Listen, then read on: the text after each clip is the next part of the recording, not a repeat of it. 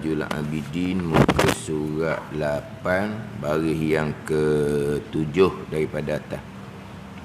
Muka surat 8 baris yang ke-7 daripada atas.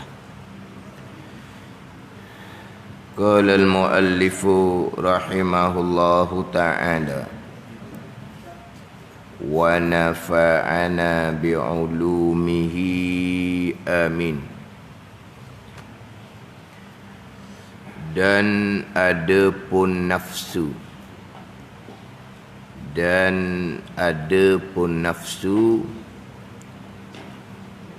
itu terlebih sangat, yakni terlebih sangat payah dan sukar daripada sekaliannya daripada 4 perkara yang menjadi aik, yang menegah daripada beribadah kepada Allah Subhanahu wa taala. Yang menegah ni ada 4. Yang pertama dunia, yang kedua makhluk manusia, yang ketiga syaitan, yang keempat nafsu. Antara keempat perkara yang menjadi penghalang, penyekat daripada kita perbanyakkan ibadah kepada Allah, yang lebih sangat payah dan sukar adalah nafsu. Kenapa kau Imam Ghazali menyatakan bahawa nafsu itu yang terlebih sangat, yang terlebih payah, yang terlebih sukar? Kerana tiada dapat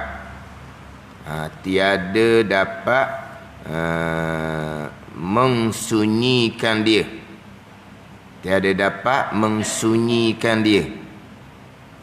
Yakni membuang akan dia sekali-kali.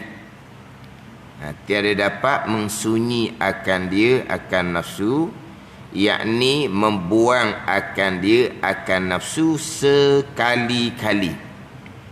Nafsu tak boleh nak buang. Berbeza dengan dunia. Dunia boleh berpaling hati daripada dunia. Zuhud dia panggil.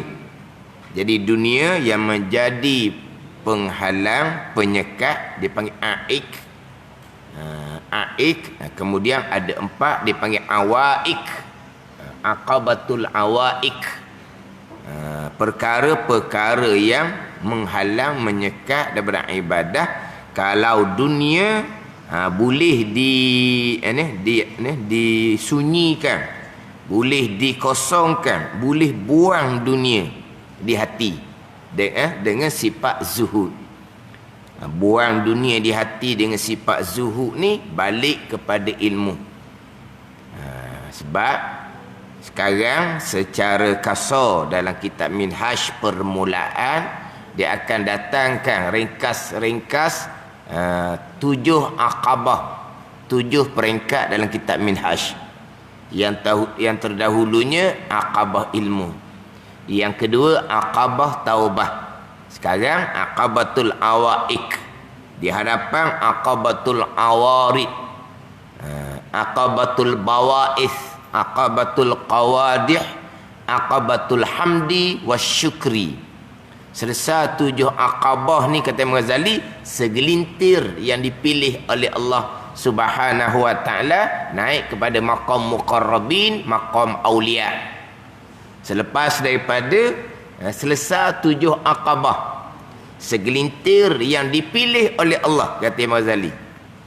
Itu pun segelintir yang dipilih oleh Allah. yang menyelesaikan ketujuh Aqabah ini naik maqam muqarrabin. Ini hak dalam kitab Minhaj. Tetapi permulaannya Imam Ghazali datangkan secara ringkas, secara kasar tu, secara ijmal. Sekarang ni duduk Aqabah yang ketiga ni. Dia kena kemah Aqabah yang pertama ilmu. Kalau kata ni nafs, dunia boleh disunyikan, boleh buang dunia daripada hati, buang sama sekali boleh buang. Adapun nafsu tak boleh, sebab nafsu ni kita buang nafsu tak ada, bukan manusia dah lah. Sebab nafsu itulah diri manusia. Nafsu tu diri manusia. Nak buang macam mana? Sebab Tuhan jadikan manusia serta dengan nafsu. Adapun dunia perkara luar, adapun manusia perkara luar, adapun syaitan perkara luar, adapun nafsu kita, diri kita tu. Nafsu ni diri kita. Tapi tubuh badan kita ada hati jasmani, hostoko tu. Dan di nafsu kita pun ada hati, dia panggil hati ruhaniyun. Hati yang dibangsakan kepada roh. Sebab tu pembicaraan nafsu, qalb, hati, yang ketiganya roh, pada satu-satu ketika satu makna sahaja. Satu makna sahaja. Jadi nak ceritanya, nafsu adalah diri kita. Berbeza dengan dunia, manusia, syaitan. Lepas tu perkara luar. Jadi dunia boleh dibuang sekali-kali. Mana apa hatinya zuhud, berpaling dari dunia, sedikit pun dunia tidak ada di hati. Ni zuhud mana ni? Zuhud peringkat aulia. Zuhud peringkat aulia. Maknanya aulia ni satu peringkat langsung tidak ada dunia di hati. Ni bicara hati ni. Hak ditanya banyak, macam paru-paru sahabah radhiyallahu anhum. Setengah sahabah tu kaya raya, banyak dunia di tangan, tapi di hati tidak ada, bersih. Tidak ada sekali-kali dunia di hati. Di tangan dunianya banyak, tapi di hati tidak ada. Makna apa? Boleh buang dunia sepenuhnya. Tapi nafsu bersama dengan kita. Sesiapa sekalipun, nafsu bersama. Hak nafsu mana pula? Atau baru bicara nafsu tak boleh nak buang, tak boleh nak sunyikan sepenuhnya. Nafsu hak bersama kita itulah dia kena didik, latih biar nafsu tu mengikut akan akal. Nafsu mengikut akan hukum syarak. Sebab nanti dia akan bicara nafsu ni akan dikekang, dikawal dengan ketakwaan. Nafsu ni akan dikekang, dikawal dengan ketakwaan. Apa dia ketakwaan? Panjang dalam kitab Minhaj ni bicara ketakwaan. Tapi pokok pangkalnya hak berkaitan dengan empat perkara ni, dia nak hadap dengan ilmu. Macam cerita bab dunia, zuhud, berpaling hati daripada dunia. Apa dia zuhud? Kadang-kadang zuhud dengan fakir pun tak nak beza dah. Zuhdun dengan fakrun lain. Zahid dengan fakir lain. Zahid orang yang bersifat dengan zuhud. Fakir ni orang yang kosong dunia di tangan, orang yang tidak ada dunia di tangan. Zahid orang yang tiada dunia di hati. Fakir orang yang tiada dunia di tangan. Pada ni kita bila tengok orang-orang fakir miskin, zuhud.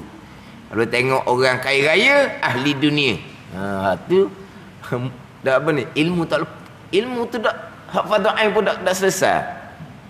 Tu kalau dalam bab ilmu tak selesai, bicara dunia, bicara manusia, bicara syaitan, bicara nafsu, tidak ada. Tidak ada bicara. Sebab nak bicara, nak zuhud daripada dunia, nak uzlah daripada manusia, nak nak buang syaitan dengan zikrullah, itu pun balik pada dunia. Dan nak kekal nafsu dengan takwa Allah, balik kepada berkaitan dengan ilmu belaka. Tak ada ilmu, tak ada bicara. Tak ada ilmu, tak ada bicara. Pandai ni. Kemudian zuhud ni dia banyak peringkat lah. Zuhud yang wajibnya hak mana, zuhud hak sunatnya hak mana, zuhud peringkat syariahnya mana, zuhud hak naik. Pandai ni. Ini bicara dalam. Dia ada peringkat-peringkat pula. Zuhud hak wajibnya hak mana? Berpaling hati daripada dunia. Siapa yang berpaling hati daripada dunia? Tak ada dunia di hati. Tak ada. Tua sekalipun dunia lekat di hati. Kau tua tak ada dunia di hati? Oh tua pun jelas juga dengan dunia. Jangan main tomok dengan dunia. Tua tak tua pun. Nak mati itu pesan dunia lagi kepada anak-anak. Nak mati dah tu, pesan lagi. Pesan lagi hal dunia kepada anak-anak. Bukan pesan hal akhirah, pesan hal dunia. Nak mati dah tu. Badak ni. Jadi siapa yang sunyi hati, kosong hati daripada dunia, hak peringkat mana? Hak peringkat wajib ke, peringkat sunat ke, peringkat kurniaan ke, atau balik pada ilmu. Zuhud hak wajibnya, zuhud peringkat awamnya, berpaling hati daripada dunia yang haram. Tu. Makna kalau hak haram, dah. Minta maaf dah. Hati berpaling daripada dunia yang diharamkan. Hak tu hak wajib. Orang tahu ni hak dunia ni, tapi hak haram, hak salah ni. Hati dok sama sekali, biarlah tak boleh pun, biarlah susah sikit sebanyak pun, tapi kalau hak haram, hati tak ada. Hati tak tomok pun. Dak jelas lah kita panggil. Hati tidak tertarik pun. Banyak mana sekalipun, kalau salah, kalau hak tak betul, kalau hak haram, minta maaf. Pada ni. Ini zuhud yang wajib. Berpaling daripada dunia yang diharamkan oleh Allah. Berpaling daripada harta yang tidak halal. Ini zuhud hak wajib. Lepas tu nak bersih hati di dunia, hak peringkat tu atas kurniaan Allah Subhanahu wa ta'ala. Ini balik pada ilmu. Tapi kalau nafsu, nafsu tak dapat mengsunyi akan dia atau membuang akan dia akan nafsu sekali-kali sebagaimana dunia. Dunia boleh. Buang sepenuhnya. Hak tadilah buang sepenuhnya di hati daripada dunia ataupun harta yang haram. Tak ada. Mari ikut mana pun minta maaf. Pujuk kat mana pun tak ada. Biar dak. Kalau nak ikut hukum hakam, payah kerjaan sekarang. Payah ke tak payah ke, kita nak cari hak halal. Tambah hak haram. Ni. Mana apa ni? Dia boleh buang dunia yang haram, buang sepenuhnya di hati. Ni. Pada ni. Itu kata dia balik pada ilmu. Adapun nafsu, nak buang nafsu, bukan manusia lah. Jadi malaikah lah jawapan dia. Jadi malaikat. Sebab apa? Yang Tuhan jadikan akal semata-mata, tak ada nafsu, adalah malaikat. Tuhan jadikan nafsu semata-mata, ada akal, binatang. Tuhan jadikan kedua-dua akal dan nafsu manusia. Yang mana manusia ni terkadang lebih mulia daripada malaikat, terkadang lebih hina daripada binatang. Pada ni. Manusia ni boleh jadi lebih mulia daripada malaikat. Para sahabah radhiyallahu anhum, para aulia lebih mulia daripada para malaikat. Awamul malaikah lah. Malaikat hak banyak-banyak ni. Adapun malaikat hak ru'asaul malaikah, hak ketua malaikat tu, hak tu lebih tinggilah daripada para sahabah, para aulia. Dia hak ru'asaul malaikah, ketua tu malaikat Jibril, Mikail apa semua tu, lebih rendah daripada para rasul dan para anbiya. Hak atas tu rasul lah. Hak atas sekali tu susunan ulul azmi lah tunya. Nabi SAW, Nabi Ibrahim, Nabi Musa, Nabi Isa, Nabi Nuh alaihi wassalatu wassalam. Tu hak susunan dia tu ulul azmi yang 5. Turun lagi hak baki 20, melengkapkan rasul 25 yang namanya tercatat di dalam Al-Quranul Karim, yang wajib kita beriman dengan 25 rasul ni secara seorang-seorang. Turun kepada rasul-rasul yang lain hak 313 ke semuanya. Turun kepada nabi-nabi hak 124,000 ke semuanya. Turun kepada ketua-ketua malaikat. Turun kepada auliaul bashar, manusia kekasih Allah, para sahabah, para aulia. Barulah turun kepada awamul malaikah, malaikat orang ramai-ramai. Jadi manapa manusia ni lebih mulia daripada malaikat. Tetapi kalau jatuh lebih hina daripada binatang. Kalau an'am balhum adal, Quran kata. Seperti binatang, bahkan lebih sesat daripada binatang. Ni. Jadi manusia ni tengok akal dengan nafsu. Jadi nafsu tak boleh buang. Nafsu tak boleh buang. Kalau buang nafsu, bukan jadi manusia lagi dah. Sebab diri manusia itulah, nafsu tu diri manusia. Sebut tadi lah, dunia barang luar, manusia makhluk barang luar, syaitan makhluk luar. Hak nafsu tu diri kita. Hak ni hak paling payah, paling sukar, tak dapat mengsunyi akan dia, yakni membuang akan dia akan nafsu sekali-kali, sebagaimana buang dunia daripada hati. Dan tiada pula boleh diasing akan dia. Tiada boleh diasing akan dia. Akan nafsu daripada diri kita, tak boleh nak asing. Sebab itulah kita. Berbeza dengan makhluk manusia, boleh asing, uzlah. Boleh asing, boleh uzlah. Nafsu tak boleh. Kemudian nak uzlah ni balik pada ilmu. Nak uzlahnya macam mana? Balik pada ilmu. Ini tu pokok pangkal balik pada ilmu. Nak uzlahnya macam mana? Kehidupan kitanya berkeluarga, termasuk manusia yang menjadi penghalang, penyekat manusia yang paling hampir. Suami iaitu isterinya, isteri iaitu suaminya, ibu bapa iaitu anak-anaknya. Nak uzlahnya macam mana? Nak uzlahnya macam mana? Nak tinggal anak bini, nak pergi buat ibadah seorang diri, tidak bertanggungjawab.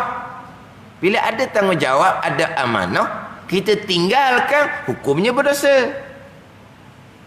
Sebab tu ada uzlah yang dibenarkan pada syarak, ada uzlah yang dilarang pada syarak. Ada yang seumpama tu, dia lari daripada masyarakat. Dia pergi duduk pondok contohnya, dia kata nak uzlah. Dalam pondok pun kena uzlah juga, sebab dalam tu ada bagai-bagai pengaruh. Pengaruh yang tak baik pun terkadang adalah juga dalam ramai-ramai tu. Tapi ditinggal siapa? Ditinggal anak bini. Patut anak bininya macam mana? Faham tak ni? Jadi uzlah mana yang dibenarkan, uzlah mana yang tidak dibenarkan, balik pada ilmu. Tapi dalam mihat dia akan ceritalah. Yang boleh uzlahnya orang yang kosong, tidak ada tanggungjawab. Apa? Sebatang kara. Tak? Kara tak? Sebatang kara. Itu boleh. Tak ada tanggungjawab. Tiba-tiba tak ada dah. Duduk mana? Pergi duduk pondok contohnya. Duk mana? Dia ada kebun, dia ada beli kebun jauh dalam hutan. Dia buat pondok dalam kebun dia. Dia beramal ibadah di situ. Tak ada apa lah. Dia apa? Dia tidak ada tanggungjawab. Hidup kebun, dia pun tanam sayur apa semua. Tak ada. Kat luar tak ada. Pada ni. Tapi ilmu kena ada lah. Oh, kalau ilmu tak ada, makan di syaitan pula dalam tu. Wa amal ibadah. Satu sahabat masa keluar pergi kedai kopi. Oh, saya semalam beramal ibadat dalam hutan. Oh, malaikat mari mengkerumuni saya. Syaitan tu bukan malaikat. Kamu jahil tukir. Hidup buat ibadat tu dalam hutan. Lepas esok pagi pergi kedai kopi. Di situ lah. Oh, dia dapat ni. Malaikat mari mengerumuni, dia kata. Kena mana malaikat tak tahulah. Lepas tu belajar ke tak? Dah, buat amal seorang. Hak seumpama tu, akabah pertama ilmu tak selesai, tak ada pembicaraan dalam kitab Minhajul Abidin, tidak ada. Minhajul Abidin, perjalanan bagi pengabdian diri kepada Allah, pertamanya ilmu, tak ada lagi. Kalau ilmu tak ada bicara lah tu. Dia uzlah. Tapi kalau kira okey dah, sebab memang tak ada tanggungjawab. Tapi belajarnya tidak, apanya tidak, amal. Lepas tu keluar pula esokannya cerita dia dapat dah. Cerita nak dapat kemasyhuran lah. Itu bukan. Jadi kita kalau lah tak ada lari dah kita, sebab kita suami isteri suami nak asingkan macam mana? Nak asingkan daripada perkara yang tak baik. Tanda ni. Nasihat menasihati suami isteri. Ada ketikanya dok turut nasihat. Maka asingkan diri. Jangan terbabit sama dengan perkara yang tak baik. Pada ni. Itu dia panggil uzlah lah. Walaupun tubuh bersama, tapi atas perkara yang tak baik, diuzlahkan. Maknanya kalau kata tubuh bersama sebab sekeluarga, tapi kalau perkara yang tak baik pun turut sekali. Suami buat perkara tak baik, isteri pun turut buat sama. Pada ni. Isteri buat perkara tak baik, suami pun turut sama. Tu ada tu tak ada. Ada ni. Nak uzlah, nak asingkan tak boleh. Kena bersama. Tapi uzlah kok mana? Asingkan pada perkara yang dilarang. Suami-suamilah dia dengan Allah Subhanahu wa taala, dia buat perkara yang terlarang, isteri jangan turut. Ada ni. Kalau kata isteri buat perkara terlarang, suami dia bertanggungjawab untuk menegur. Itu kewajipan suami. Isteri lain. Suami buat perkara yang diharamkan, isteri tak ada tanggungjawab atas suami. Hanya ada tanggungjawab sesama orang Islam, suruh makruf, cegah mungkar. Tanggungjawab tu adalah suruh makruf, cegah mungkar. Suruh makruf, cegah mungkar ni ada syarat-syarat dia pula. Berbeza dengan suami terhadap isteri. Suruh makruf, cegah mungkar itu kewajipan umum. Dengan semua orang pun kita berkewajipan suruh makruf, cegah mungkar yang ada syarat-syarat dia. Tapi suami terhadap isteri, dia ada satu kewajipan asing. Tanggungjawab sebagai seorang suami. Dia ada kewajipan asing. Kewajipan hak umum tu suruh makruf, cegah mungkar ni pada semua orang. Faham tak ni? Jadi macam isteri terhadap suami adalah kewajipan suruh makruf, cegah mungkar. Tapi ada syarat-syarat dia. Ada syarat dia. Suami yang macam mana, isteri masih lagi berkewajipan suruh makruf, cegah mungkar. Kalau suami yang mana, yang apa, yang sombong, yang tak mau dengar nasihat apa semua, isteri boleh dah berlepas diri. Mu buatlah cara kerja amung. Macam dah ni. Sebab nak suruh makruf, cegah mungkar cara umum ni, dia ada syarat dia. Pandai ni. Sebagai contohlah, orang yang sombong. Apa mana orang yang sombong? Orang yang sombong ni Nabi kata, mereka yang tolak kebenaran, kemudian menghina manusia. Ini sombong. Sombong Nabi kata, man batal haq wa rahmatun nas. Nabi kata sombong ni orang yang tolak kebenaran dan hina manusia. Mana kalau isteri nasihat, suaminya tolak. Suami kata, "Mung siapa, aku siapa?" Tu. Dia hina pula. Sebab apa? Kamu isteri.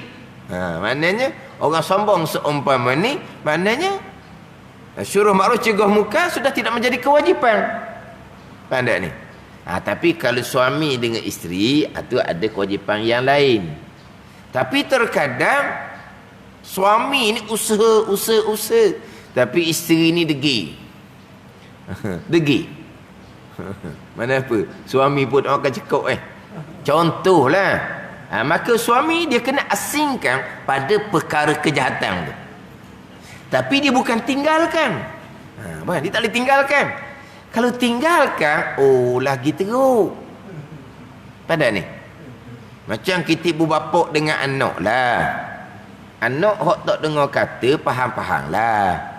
Lepas tu ibu bapa nak tinggal anak. Sebebas-bebasnya. Punah lah. Makna kalau kita ibu bapa ada pun punah dah contohnya. Kalau ibu bapa tak ada, habis lah. Habis lah. Ada ni. Maknanya kalau anak nak dengar kata ni, kita tak boleh nak ambat dia, tak boleh nak halau dia. Sebab apa? Sebab tanggungjawab kita. Tiba-tiba dia bosan dah. Dengar nasihat, dengar apa dia bosan. Dia pun nak hidup sendiri. Lepaslah kitanya. Halau tak boleh. Sebab apa? Sebab punah dia. Tapi kalau dia nak lari daripada kita, biar. Duduk dalam rumah kita, orang yang tak semayang contohnya, bila turun bala, kena habis. Bila dia tak semayang lah contohnya, dia keluar dari rumah kita, alhamdulillah. Pada ni. Tapi kalau kita nak buang, tak boleh. Maknanya, kena faham pula bab hukum hakam tanggungjawab. Tapi nak ceritanya, nak asingkan diri macam mana? Nak uzlah macam mana? Sebab tetap bersama zahirnya. Maknanya, zahir bersama, tapi kalau atas perkara-perkara yang tak betul, kita asingkan. Hak boleh kita cegah, kita halang, kita usahakan. Tak boleh kita asingkan. Jangan kita ikut. Apa ada ni? Ni cerita hak peringkat kita lah. Kalau uzlah peringkat aulia tu lain. Dia sampai maqam kainun bainun. Zahir je bersama kita, tapi hati bersama dengan Allah Subhanahu wa taala. Itu kurniaan. Dia apa bicara zuhud sama, bicara uzlah sama, bicara zikrullah sama, bicara zikrullah untuk hadapi syaitan, bicara bab takwa untuk hadapi nafsu. Semuanya ada peringkat belaka.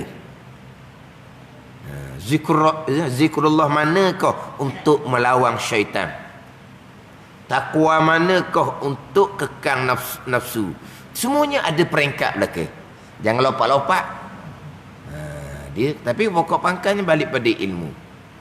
Balik pada ilmu sekalipun, kalau ada sifat istijal, sifat nak cepat, sifat istijal, sifat nak cepat, dan kita minhaj dia akan masukkan istijal dalam sifat kecelaan. Nak cepat. Tak mau ikut satu peringkat. Istijal sifat kecelaan, peluang besar syaitan menipu daya anak Adam. Ni kena jagalah pula dia punya satu peringkat.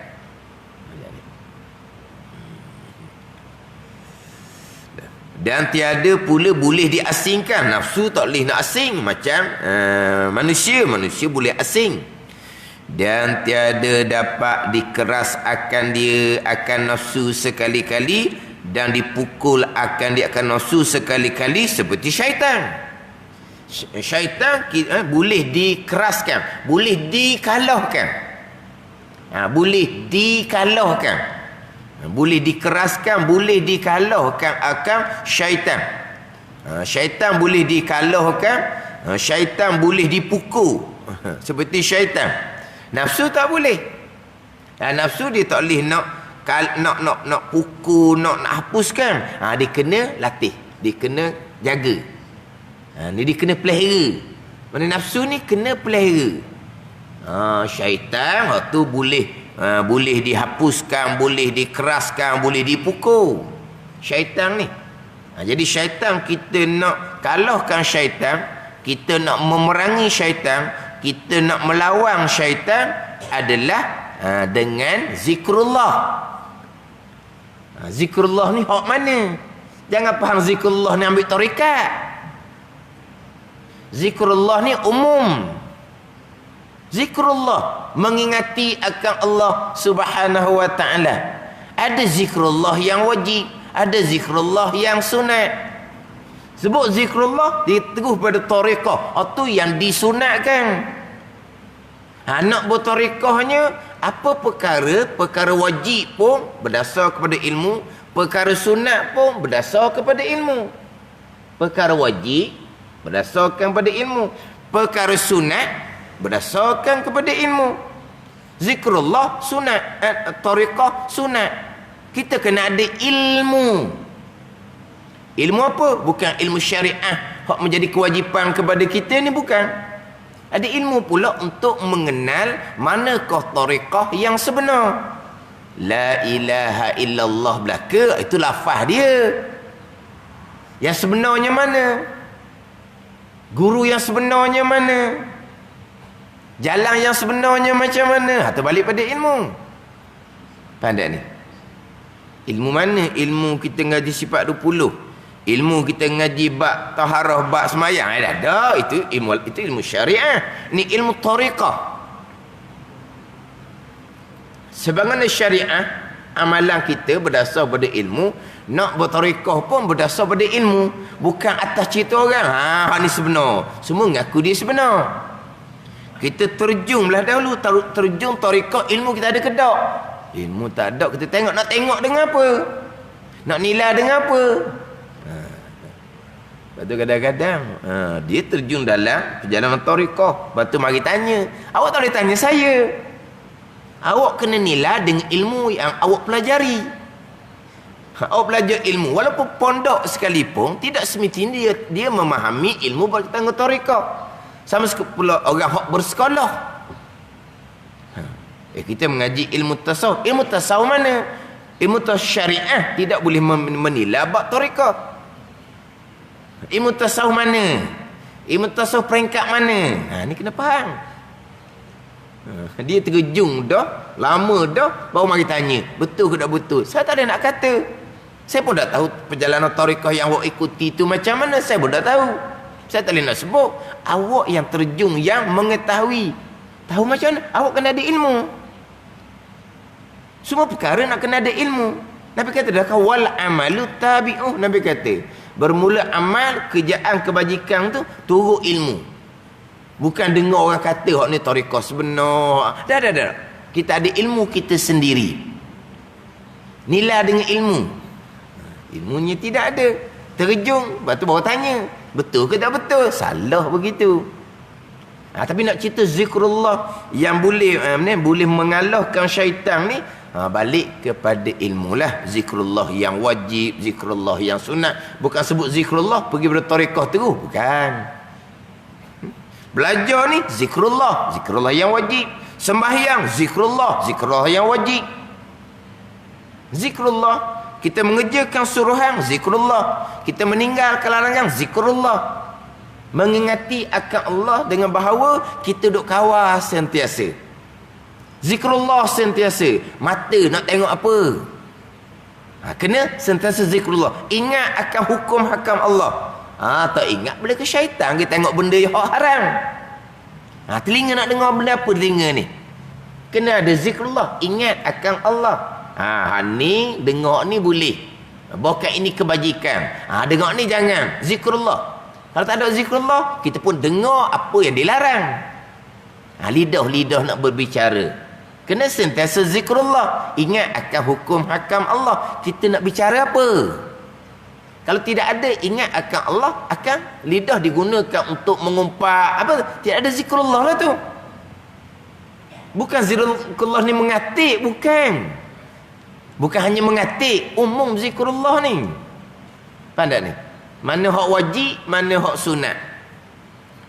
Daripada zikrullah ni, hak manakah yang dapat ni memelihara kita daripada perkara yang diwajibkan, perkara yang diwajibkan kita kena pelihara.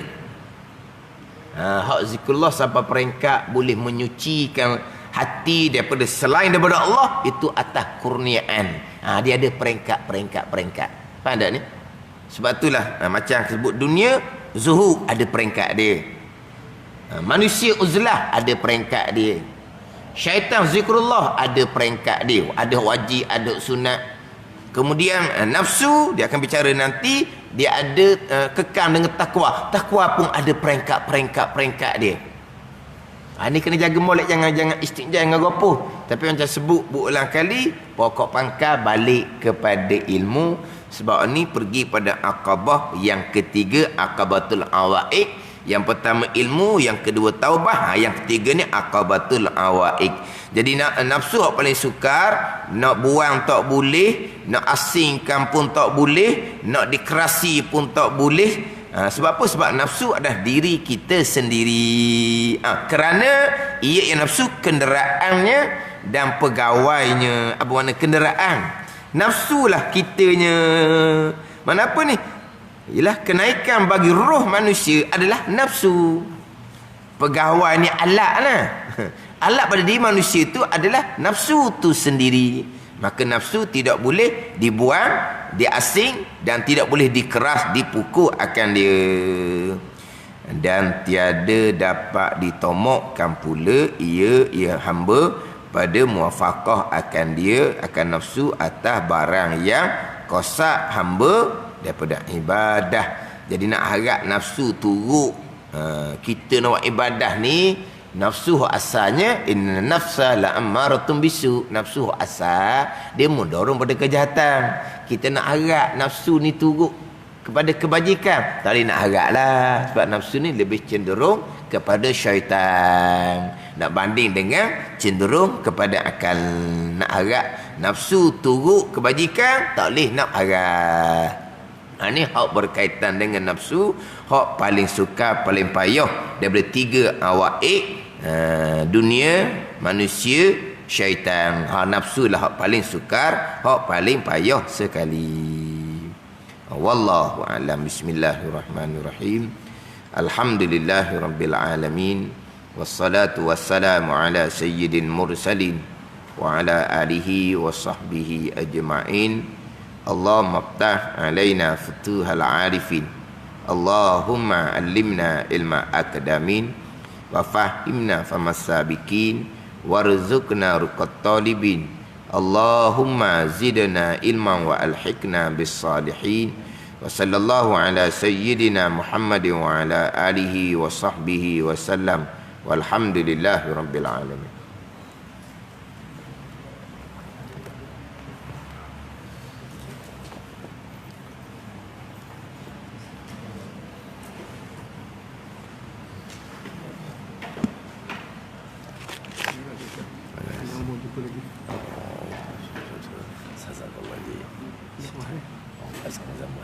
Alhamdulillah.